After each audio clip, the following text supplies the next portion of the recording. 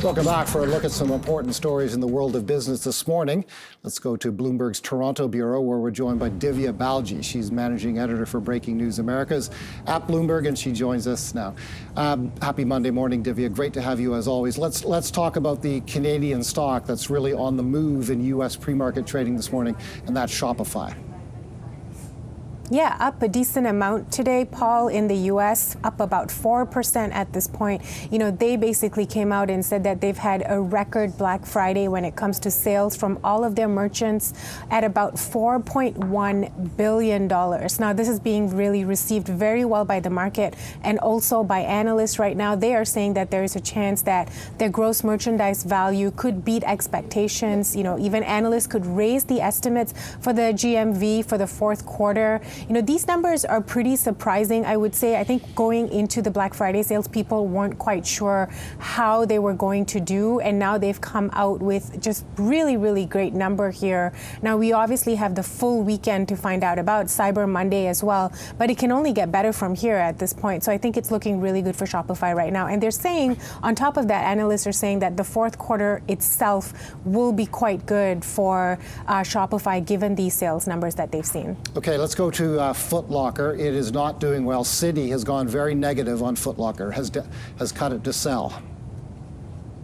Yeah, so they've downgraded the stock to sell from neutral. They're basically saying that they don't expect it to do well for the third quarter when they do report on Wednesday. They're saying that it's a very high chance that they will miss expectations when it comes to EPS due to just contracting gross margins and revenue as well. You know, we're looking at weaker back-to-school sales for Foot Locker. We're looking at store closures for Foot Locker. There's also the possibility of higher promotions due to just too much inventory for Foot Locker. So it's really not looking great for this company when they do report. I mean, obviously, we've also seen when you look at consensus estimates for revenue, it's expected to be the sixth quarter of declines for Foot Locker. So not looking great. Even with expectations from the market, they're not expecting too much going into its reporting when it does report on Wednesday. Okay, let's go to TikTok. TikTok is owned by a company called ByteDance, and it is cutting hundreds of jobs. Why so? Yeah, you know, this is quite interesting. When they came into the market, they said that they were going to go big into gaming. They created their own unit. And I think this was a bit of cause of concern for the likes of Tencent and NetEase in China. They're huge gaming companies that provide a lot of games. And, you know, with TikTok coming in, it was supposed to be seen as a huge competition. Now it's just completely flipped around. They are looking at shutting down their gaming business. They're cutting hundreds of jobs, like you said. Now, this isn't official news yet. This is what we're hearing from various reports that are out there. But, you know, if this gets announced, which is expected to be announced today, it's a huge victory for the likes of Tencent and NetEase, who have stayed in it, who could possibly buy some of these titles that TikTok might be selling when they do shut down their unit. You know, they also have a massive studio that they bought in 2021 that they might have to sell as well. So it's definitely a big victory for the likes of Tencent and NetEase, given this news that we're hearing on TikTok today. Divya Balji of Bloomberg in Toronto, thanks as always. Well, for his take on the banks in Canada and the U.S., as well as his broader market strategy, let's bring in Jeff Leninger, head of equity strategy at Wisdom Tree Asset Management. Jeff, thanks so much for joining us this afternoon. Paul just did a breakdown there of Scotiabank, the first of the big six Canadian banks to report. He mentioned that Scotia shares were falling today. They did. They ended the day down about 4.5% and seeing some weakness in the other banks as well. Do you think what we're seeing with Scotia is a sign of what's to come from some of the other banks? Well, they'll like to take their cues like that. I mean, you see that in every earnings season. You take a look at what the big players are doing before the next 4 or 5 go. And now essentially you have this washout here where as the other players come in, I guess it's Thursday and Friday, and start announcing what will essentially be greater provisions for loan losses and that type of thing. It should come as no surprise. I mean, because we're sitting here on Tuesday talking about it. I mean, look, one of the things that was nice within it, I mean, within what is really a red ink type ugly report, they missed by like 41 cents or something. It was not pretty. But look, deposits were up. And if you remember back in the second quarter, this was the big black cloud over global banks, was the U.S. regional bank outflows from deposits. So when the Big Five come in and start announcing that at least you got deposits on the up and up, that is something promising. Inside was essentially a kitchen sink type of ugliness there. Yeah, it is interesting. At the same time, the financial sector on the TSX, even with today's move, over the month of November has been one of the best performing sectors, just behind technology. I wonder what you're thinking for the broader market right now when you're looking at the momentum that we've seen in the month of November so far. I mean, I know that November is known for this, tends to, be a strong month for the stock market historically. But do you think that it's a sign of more to come from here? What are your thoughts, Jeff? The so-called Santa Claus rally now that we're past U.S. Thanksgiving. Look, the banks had been struggling. Down in the States, we had intraday a 10-year T-note at 5.01.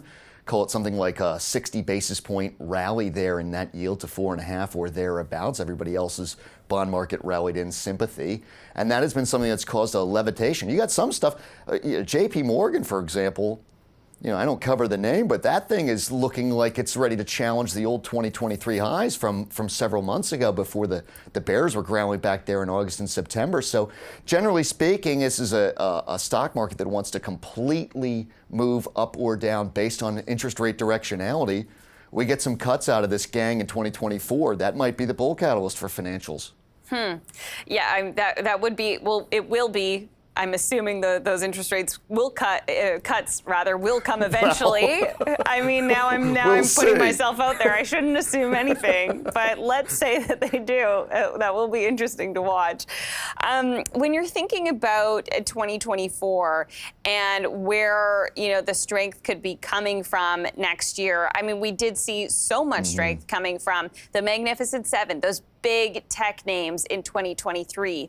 Do you think that we'll see that continue to broaden out a bit more, where some of the smaller companies will be responsible for more of the gains? And that's the million-dollar question, is whether or not small caps want to decide if they want to participate. I mean, remember, there are several indicators across this market that are not back at the 2021 highs. And many small caps have been having a very rough 2023 after a horrendous 2022. We are at the point here, when you look at the Ken French data over at Dartmouth, between mega caps and micro caps, the performance differential over the last 20 years is the widest differential on record. Literally on record, more than the 20 years to .com. So we're going to have to see if we end up getting a reversion of the mean. This market wants to continue rewarding those Magnificent Seven. I mean, this has been the story all year long. It's at the expense of the Russell 2000s and S&P 600s of the world. But at Wisdom Tree, we're getting interest in small caps, small caps, and also the other area that hasn't been able to get out of its own way, value. So small cap and value. It's the opposite of mega cap growth. Yeah, it could be an interesting year then, Jeff. In terms of geographically, where are you thinking next year could be a source of strength in that sort of filter? We think we have plenty of legs in Japan. Major catalysts abound in that nation. Things that people, Americans, Canadians, are not really talking about. This is what I do for a living, is talk to investors, on behalf of the ETF operation. And they don't know anything about Japan. They don't look at it. They're not bullish. They're not bearish. They're just not paying any attention at all to a country that is essentially, they're creating the name and shame list, where if you don't get your profitability up by January, which is basically in about 2 minutes, your name is going to go on the list. You need to get the return on equity of your company up. We're starting to see buyouts happening in that country. We're seeing dividends being hiked. We're seeing buybacks announced. It's the complete opposite of a lot of the sentiment we have in North America, where buybacks are a pariah. In Japan, you basically have the Tokyo Stock Exchange saying, please do this now. So we have big catalysts, world's third largest economy, second or third largest stock market, depending on how you measure Chinese equity valuations. It's Japan. And so we think we got Japan for 2024. Just to bring it back to North America for a sec, Jeff, Sure. You're watching currency markets, you're watching the U.S. dollar in particular. How are you seeing that influencing the macro situation going forward? Well, look, it's going to be disinflationary for the United States. I mean, when I go back and forth between Toronto, that's kind of my second city. I don't really noticing the purchasing power disparity between Canada and the U.S. I do see it in Japan when I go there. That one's notable, just such intense dollar strength relative to the yen. But look, when the U.S. dollar is rallying so hard against everyone, and in many cases for years on end, that is the thing that filters through with a lag. We have PPIs from various countries that are in the tank. That shows up as CPI in the United States being very low, or we could just say, I don't know if we want to say in the basement, but maybe even close to something like zero. That should be something that's positive for, let's say, Canadian CPI as well.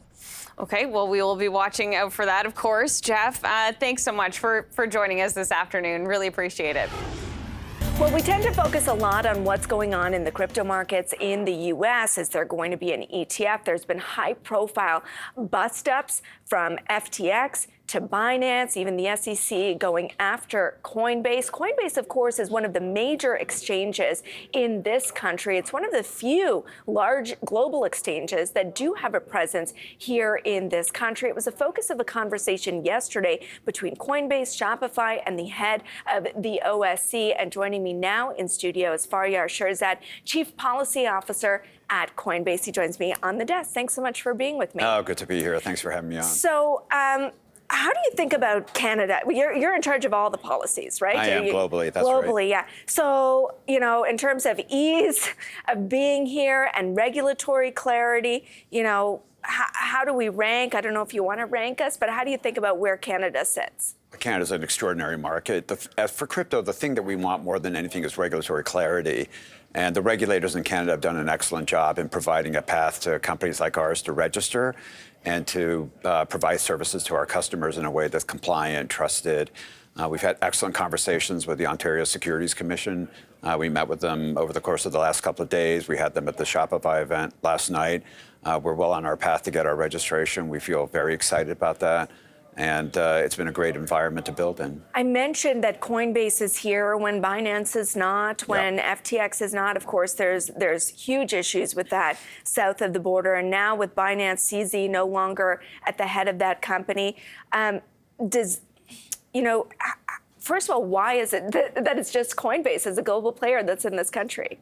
Well, a number of us in crypto have made a commitment to build compliant businesses that meet the expectations of regulators around the world. And so the last year or so, and I think some of the recent news in Canada earlier this year and then in the United States just last week, I think are a vindication for those of us who've committed to build transparent, compliant businesses. And Canada is an example of a jurisdiction that provides regulatory clarity, which is perfect for companies like ourselves. Now, would you say it's super clear on the big cryptocurrencies like Bitcoin, like Ethereum? But as you move into, issues like stable coins, DAOs, is it still kind of a gray area?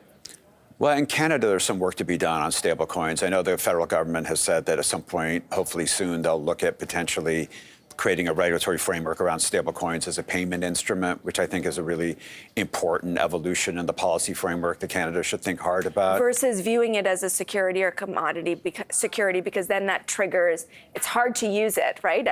No, exactly. And that's the complication with crypto more generally. I think it's not just a financial investment, but it's also an asset that has a functional dimension to it. And that mix of functionality and the investment opportunity that comes with crypto requires regulators to think broadly about it. Now, we talked about this with Grant Vingo, the head of the OSC. He's very thoughtful about this. He has a jurisdiction that he has to operate within, and we respect that. But I think ultimately the evolution has to be one that, like you're alluding to, that recognizes that one of the critical use cases that we have with crypto, and one that's been broadly adopted around the world, is as a payment instrument. And I think policymakers need to be cognizant of that. And just a simple analogy: if you're using it as a payment instrument, but it's classified as a security, and you buy like a pizza with it, that's almost like a taxable event, right? Then because you've disposed of that asset versus used it as a currency. So it ultimately affects whether this is a useful thing or not. Absolutely, absolutely. And you said it as well as I could say it. Crypto, the market volume of crypto stablecoin activity is in the trillions of dollars. And I find when I tell people that I have to restate it, trillions of dollars. Now, much of that is as a trading pair in crypto trading. But you see increasing use of crypto tokens as a payment instrument. So am I right, the OSC, if you're going to offer coins available on Coinbase, it has to be coins that are approved, right? Yeah. Now, what is that process like? And do you have certainty over what's the threshold? What allows a coin to be approved? What is sort of the criteria? Yeah, it's a process by which we get to make the determination ultimately which coins are traded, subject to certain parameters. We do that anyway. We have a very rigorous process that we apply where we vet every token to make sure it's not a fraud, to make sure it's cyber secure, to make sure it's not a security in a U.S. context. And so that rigorous testing that regulators expect us to do in Canada, but in other markets, is something we're quite accustomed to. The complication in the U.S., of course, is that there's a jurisdictional fight between the CFTC and the SEC. Would you say that's not a factor at all here in Canada? Like, there's a lot more clarity. There's no people fighting for jurisdiction. There's one or two jurisdictions around the world that have a divided market regulator. The United States is one. I think Thailand may be the other. And after that, I don't think there are any others. And that division of responsibilities has created turf issues and complications where you have two different regulators simultaneously designating the same crypto token as a security and as a commodity. And that's just not sustainable in the long haul. Congress in the United States on a bipartisan basis recognizes that. They're moving legislation, which we think which we expect progress on in the first quarter of next year. So it'll get addressed in the U.S. as well, but it's a process. How often does the blueprint in Canada come up sort of in the U.S. in your discussions when you're looking at a framework of how this could look? Well, it's an example that we use all the time, that you have very experienced, very highly globally regarded regulators like the OSC and others stepping up and providing a real practical roadmap for companies like ours to come in, register, and run businesses that meet the needs of clients, but do it in a safe and protected manner. And ultimately, Canada shows the example, just like the EU does, the UK and other major markets, that it's not that hard. And I think U.S. policymakers recognize that. And that's why Democrats and Republicans in Congress are working together to pass legislation. You know, the current market obsession is this ETF. Any thoughts? Any thoughts when it goes? Well, I don't know anything more than anybody else does, but we're very excited about them. I think the courts have been pretty definitive that the SEC would have a hard time finding a reason to deny the applications. January is an important deadline for the agency to make its determination. A lot of people are speculating that they'll make the decision to approve one or all of those by then, but we'll have to see what they do. Would that change anything in terms of, your business or creating that kind of certainty? How do you think about that as a win for the industry, as a win for Coinbase? Yeah, each incremental step that provides regulatory clarity is an important win. And it's an important win for industry, but it's a more important win for consumers. I think the more regulators step up, like the OSC has and others have in Europe and the UK, to provide clarity, just like the CFTC has, frankly, in the US, it's a good outcome for the consumers. And approving the ETFs at the SEC would be a big step in that direction. All right, Faryar, thank you so much for joining me. Thanks for having me on. I appreciate it. That's Faryar Shirzad, Chief Policy Officer at Coinbase. Welcome back. Holding company Walker Industries has announced that its Niagara renewable natural gas facility has reached the final stages of commissioning. That makes it Ontario's largest renewable natural gas project. For more on this, we're joined by Graham Guest. He's the General Manager of Energy and Technical Services with Walker Industries. So tell us, at what point is the project at right now? Good afternoon. Right now, the project is in its final stages of commissioning. We're just doing our final quality control and quality assurance checks on the gas, and we'll be injecting into the Enbridge grid in a matter of days or even a couple of weeks. Wow. Now, it's said that this is the largest. How does this project compare with other RNG projects across the province? Right now, this is the province's first landfill gas to renewable natural gas project. There are 3 other digester projects that are currently online, although they're much smaller in scale. Ours would be twice the size of the largest digester project at this point. So as I understand it, this plant will capture and refine landfill gas into low carbon RNG. What kind of benefits are there to doing something like this? I mean, this project really moves the dial in terms of environmental benefits. We're talking 48,000 tons of CO2 equivalents reduced every year. It's the equivalent of about 10,500 cars off the road, and it produces enough energy to heat 8,750 homes annually. Okay. You know, at the same time, we have heard opponents to RNG saying that there are some criticisms that it's maybe not all that good for the environment either, that there's a lot of methane involved. How would you respond to that? Well, renewable natural gas is a drop-in replacement for fossil natural gas. It has a lower carbon intensity, and as industries look to decarbonize their own footprint and to meet their ESG goals, renewable natural gas is simply one of the most available and ready fuel sources to make the transition to low carbon fuels. Okay, well, you're talking about a couple of days from now, possibly. Do you have any plans for expansion at all looking forward if things continue to move along successfully? Absolutely. There are a number of renewable natural gas projects in development across the country. Walker is looking at several projects in addition to the Niagara-based facility because obviously that's the highest and best use you can get out of the gas that comes from a landfill. And now we just can't simply look at landfills as a way to safely dispose of the waste that comes to us from our local communities, but we need to be able to capture and utilize the energy that comes from those resources and utilize them to the best end possible, which is really reducing climate change.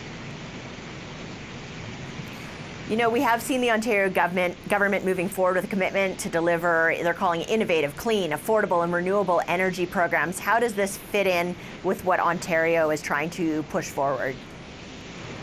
It fits in beautifully. In fact, it's an absolutely perfect dovetail to everything that all of us, including the provincial government, are trying to accomplish, which is reduce our greenhouse gas emissions.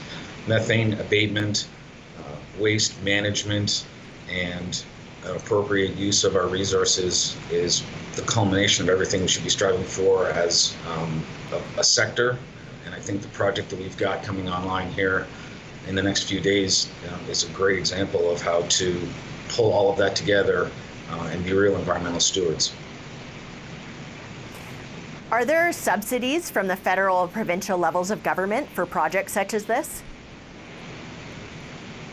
There are provincial and federal subsidies available for projects that lower the carbon intensity of industries. We have not applied for or received any subsidies for this particular project, but as governments look for low carbon, clean energy solutions, they're very interested in partnering with industry and helping develop those projects and getting them over the line. All right, let's talk about the business of the box office. Hits like Barbie and Oppenheimer have been big helpers at the cinema this year. Analysis from Bloomberg suggests attendance in North America could end up being up more than 20% from last year when all is said and done. Meanwhile, theatergoers are increasingly choosing to see films on IMAX screens. In fact, the company is set to see IMAX top $1 billion in the global box office this year for just the third time in its history. Let's get some more insight from Rich Gelfond, who is the CEO of IMAX. Rich, great to see you. And we should just remind our audience, I mean, you're not an exhibitor, you license your technology. But with that said, how would you characterize the box office this year? Well, for IMAX, our revenues will be similar to what they were in 2019, which was the high point ever, record box office at that time. So, you know, again, I'm glad you described the business we're in. We show these amazing experiences on a global basis, really awe-inspiring. And, you know, traditional movies are a part of it. And one reason our year was so good is we're so much broader than a traditional exhibitor. Over 20% of our revenues are from foreign language films. So that would be Chinese, Japanese, Indian films. This year, as you know, there have been concert films. We have our live business. So when you put that all together and you have the momentum for people seeking out premium experiences, it's been a very good year for IMAX. Let's also remind our audience that IMAX has a long-standing relationship with film directors. We talked earlier this year about Oppenheimer, and I'm not sure people expected the numbers to be so big with that film, but obviously IMAX has had a long-standing relationship with Christopher Nolan. A Canadian director is also a longtime partner of IMAX, and we've got a new Dune movie coming out next year. I get particularly excited, as kids know, about that film. But what is that relationship like? What can you tell us about that?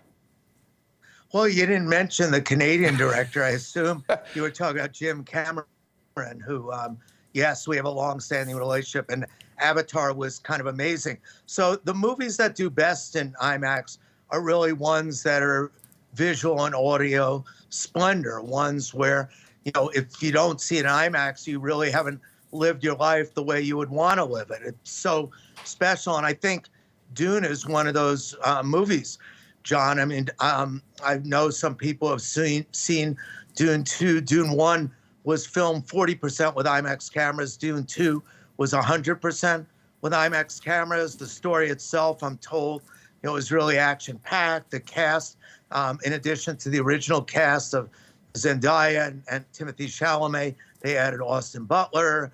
Florence Pugh is in the movie.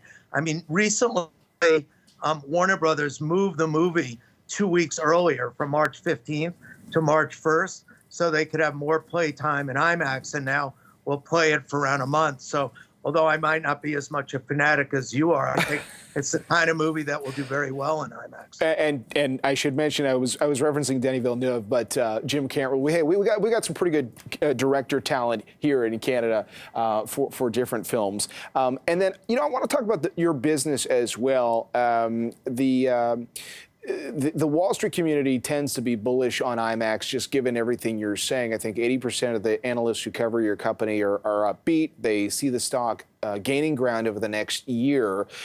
You have been fairly active in buying back stock, and you've said on this program before as well, sometimes you feel there's a bit of a disconnect between what's happening with the business and how investors approach your stock. How are you addressing that issue?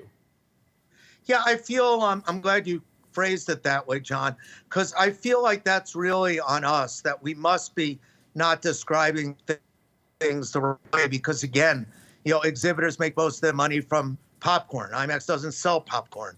Exhibitors are largely tied to one territory, like North America or Europe. IMAX's box office is completely global. As I said a minute ago, we don't just do movies, we do lots of other things. So this weekend, we're doing the Beyonce concert film, and we did Taylor Swift, and we're doing Godzilla -1, which is a Japanese film this weekend. So I think we just have to be more articulate in how we tell our story and help the public realize that not only are we not an exhibitor, our financial model is different. It's based on license fees that we get. Pretty much the way it works cutting through it is we get about 18% of the IMAX global box office in addition to other things. And, during the pandemic, we never had financial issues. We're just a different kind of animal. And we have to be better at telling it. I'm really confident that as we tell the story better and they see our results, for example, traditional exhibitors are down. The box office is down about 20% this year, while we're nearing our record levels. And I think we just have to have a sharper message, and people will figure it out, and our stock will reflect that reality. Rich, good to see you. Appreciate the time as always. Rich Gelfond's the CEO of IMAX, as we talk about what's happening at the theaters right now.